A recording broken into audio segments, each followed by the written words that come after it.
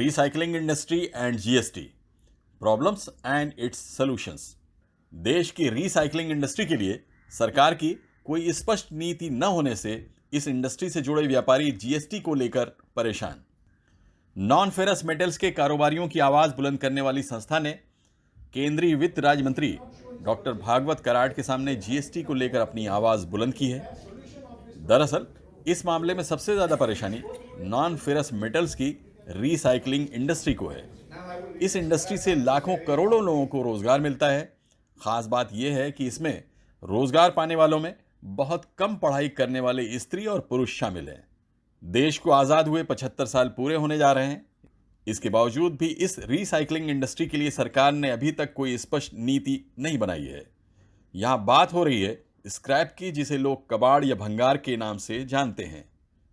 घरों से निकलने वाले स्क्रैप को खरीदने वाले या फिर रास्तों के स्क्रैप इकट्ठा करने वाले कामगार जब ये सामान रिटेलर्स को बेचते हैं तो वो परचेज बिल नहीं दे पाते, क्योंकि ये काम बहुत छोटे स्तर पर और बहुत असंगठित तरीके से होता है।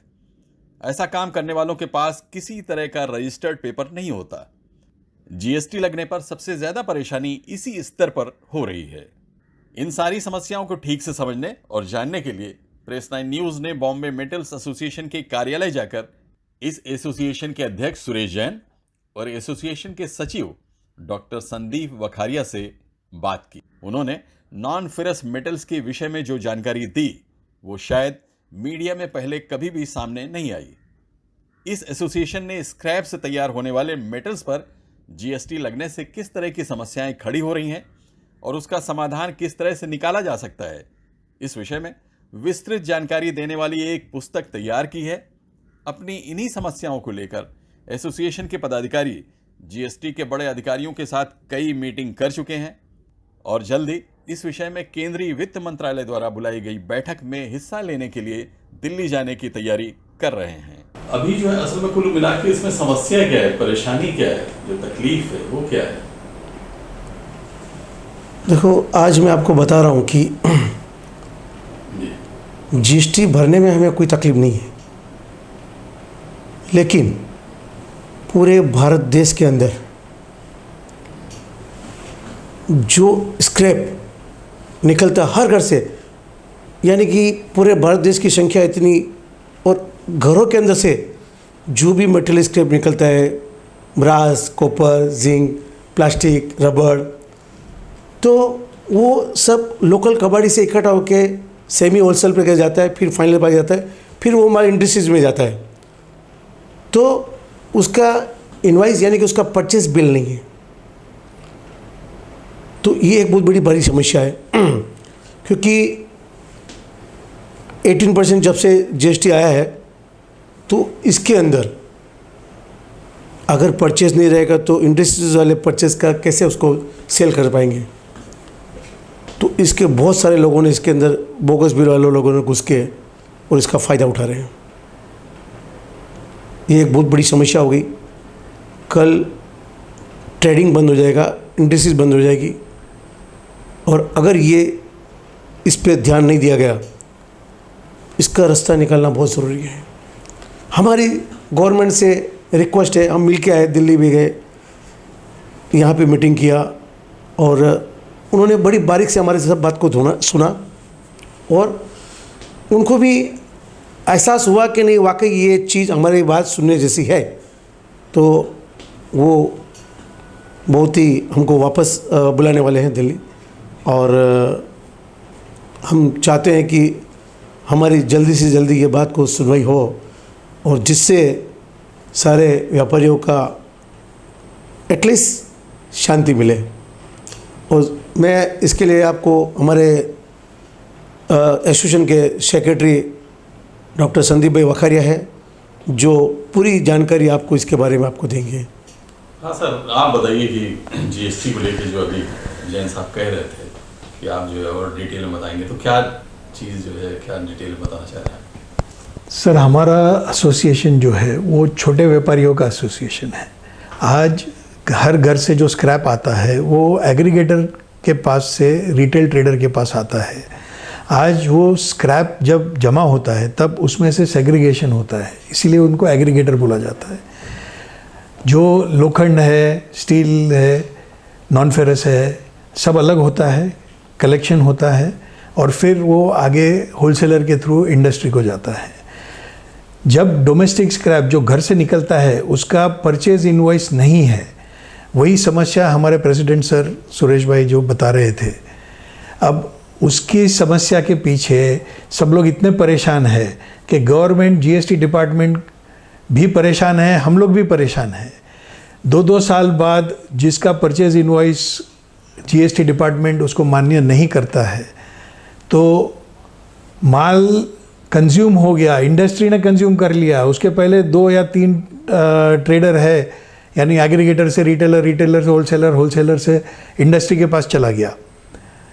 अब उसका रिवर्सल करने को आता है ऑर्डर, तो अब उसका कैसे रिवर्सल किया जाए? आदमी ने अपना जीएसटी भर दिया, जो भी लायबिलिटी है भर दी, 2 साल बाद उसका रिवर्सल आता है। फिलहाल समस्या ये है, हम जब पूरा जड़ से जा रहे हैं, अगर आप देखेंगे तो ये industry is called the recycling industry. यानी जो भी अपना घर एंड ऑफ लाइफ यूज़ होता है, एंड ऑफ लाइफ यानी आपके घर में आपने वायरिंग लगाया, आपने डोर नॉब लगाया, आपका बाथरूम का फिटिंग है, जो भी है उसका यूज़ होने के बाद जब आप उसको स्क्रैप करेंगे, जब आपने रिपेयर किया, रिनोवेशन किया, जो भी किया, आपका जो वर्कशॉप है वो मोटर रिवाइंडिंग करता है, उसने मोटर रिवाइंडिंग किया, उसका जो स्क्रैप निकला, पंखा है, कुछ भी है, हर एक चीज़ का जो निकलता है वो लोग जीएसटी में तो रजिस्टर्ड हो नहीं सकते। अब उनके यहाँ से आ रहा है एग्रीगेटर के पास, एग्रीगेटर भी छोटा आदमी है तो शायद हो नहीं हो, गारंटी नहीं है, लेकिन जब रिटेलर के पास आता है तो रिटेलर जीएसटी में रजिस्टर्ड। अब उसके बाद की पूरी चेन पूरा टैक्स भरने को तैयार है, उनको कोई टैक्स की चोरी करने का इरादा नहीं है। लेकिन जो समस्या है कि जब तक ये अनइनवॉइस्ड स्क्रैप, हम लोग उसको अनइनवॉइस्ड स्क्रैप बोलते हैं, अनइनवॉइस्ड स्क्रैप का जब तक आप सॉल्यूशन नहीं देंगे, and this is not pertaining to one industry, it is pertaining to steel, it is pertaining to ferrous, it is pertaining to stainless steel, it is pertaining to plastic, rubber, paper, everything। हर एक चीज का जो भी वापस आता है end of life cycle के बाद, जब नया साइकिल चालू होता है तो recycling industry is the industry which gives it a new life. उसको एक नया जन्म देते हैं और फिर वो आगे वापस नया प्रोडक्ट बनता है, वापस इंडस्ट्री में आता है। तो it is like generating a full new product for the country. Country की वेल्थ है जिसको वापस रीजनरेट किया जाता है। आज इंडिया में कॉपर डेफिसिट है तो अपने को कॉपर इंपोर्ट ही करना है, चाहे आप कॉन्सेंट्रेट फॉर्म में करो, चाहे आप स्क्रैप फॉर्म में करो। तो आज जो इंडिया का खुद का वेल्थ है उसको अगर रीजनरेट किया जाए तो आप सोचो कितना बड़ा फ़ायदा है कंट्री के लिए। That is one aspect. Second aspect is this is the single largest employer, this industry, but today there is no statistics from the government, there is no statistics के इसके अंदर कितने एम्प्लॉयमेंट, कितने आदमी लोग को एम्प्लॉय किया जाता है। आज ये इंडिया का एक बेसिक नेचर है।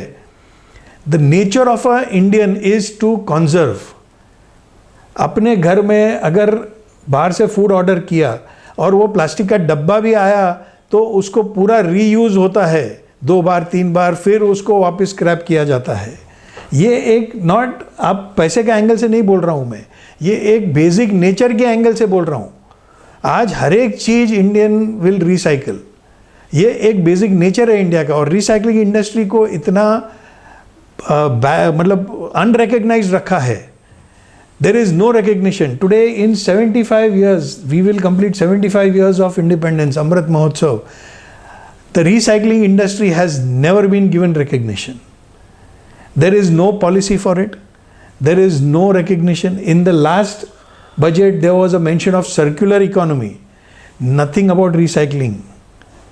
सर्कुलर इकोनॉमी को रिसाइकलिंग बोलते हैं, लेकिन रिसाइकलिंग इंडस्ट्री को कोई रिकग्निशन आज की डेट में नहीं दिया गया है। सरकार का ये मानना है कि जो नॉर्मल बिजनेस मॉड्यूल है उसी में रिसाइकलिंग इंडस्ट्री चलेगा, लेकिन ये पॉसिबल नहीं है। जब डोमेस्टिक स्क्रैप निकलता है, जब तक वो ट्रेडर के पास नहीं आता है जो जीएसटी रजिस्टर्ड है, जब जीएसटी रजिस्टर्ड आदमी के पास आया उसके बाद का पूरा cycle is the normal business module. लेकिन जो जहाँ से माल का सोर्स है that is not a normal business module, उसके लिए आपको एक अलग मॉड्यूल देना पड़ेगा। और ये गवर्नमेंट को हम ध्यान डाल रहे हैं। हमने एक किताब लिखी है जो हमने गवर्नमेंट अथॉरिटीज़ को जो हमें मिलते हैं हम उनको सबमिट करते हैं। ये हमारी व्यू है कि recycling industry in India is so huge कि उसको जितना प्रोत्साहन देंगे उतना इंडिया का इकोनॉमी के लिए अच्छा है। और natural Indian is a recycler. आज उसके लिए ना एजुकेशन की ज़रूरत है, उनका एक नेचुरल टैलेंट है। आज हम लोग तो इंडस्ट्री चलाते हैं, हम देख रहे हैं हमारे जो आदमी लोग काम करते हैं, आज पढ़े लिखे आदमी लोग, जैसे मैं इंजीनियर हूँ, I am a chemical engineer, तो मुझे हाथ में कुछ दिया, मैं बोलेगा टेस्ट करके लेके आ। अब ये आदमी लोग तो हाथ में लेके बता देंगे बाबा ये पित्तल है, ये कांसा है, ये गन मेटल है, क्या है, क्वालिटी बता देंगे। और इतना उनका एक एक्सपर्टीज़ है, भले उनको साइन करने को नहीं आता है बट एक नेचुरल टैलेंट है उनके पास। आज चीज़ को देख के ही उनको पता लग जाता है कि बाबा इसको ऐसा करेंगे तो हो जाएगा। सर ये जीएसटी के पहले भी ये प्रोफेशन ये काम काफ़ी पुराना चल रहा है, उसका ट्रेडिशन जो है आपने बताया सेंचुरीज से चल रहा है ये एक तरह से।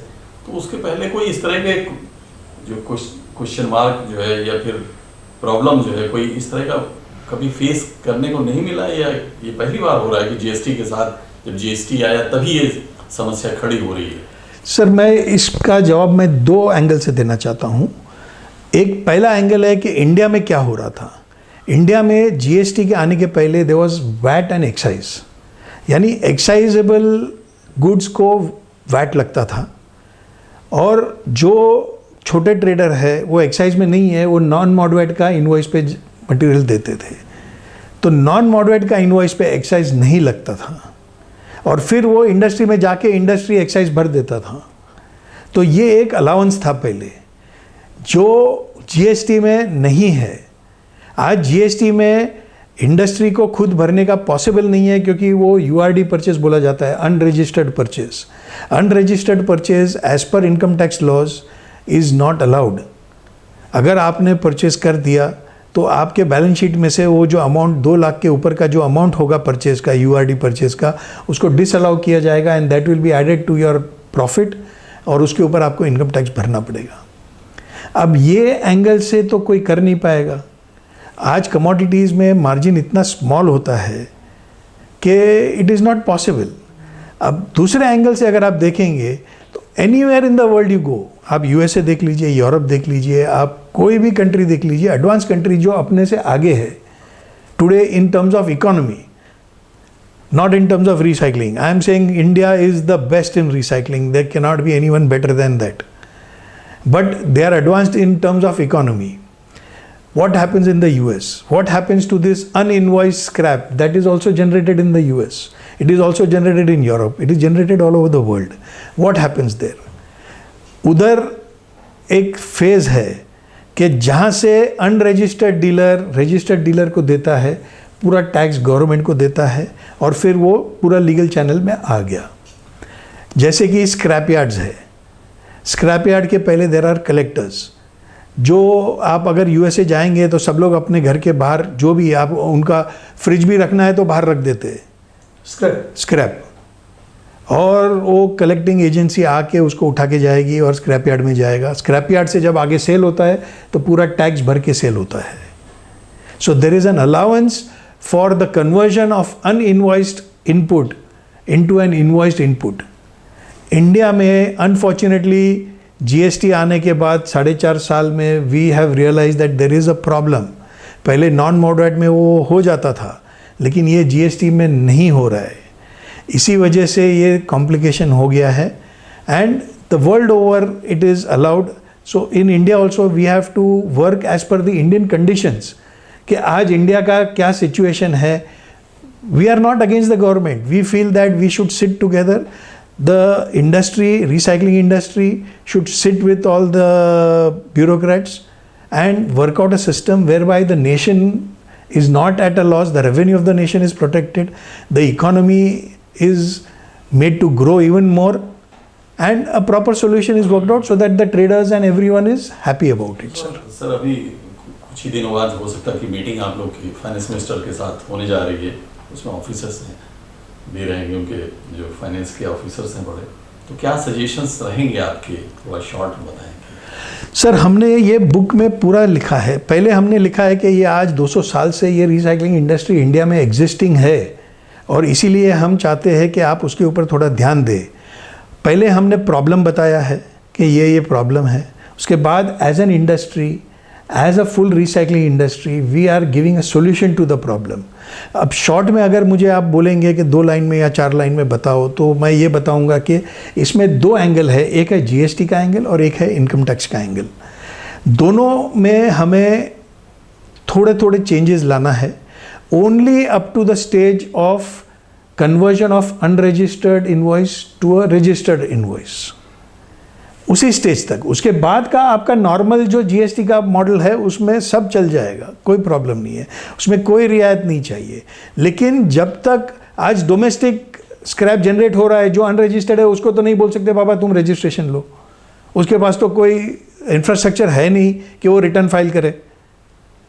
तो that allowance has to be given to us till the stage of unregistered stage.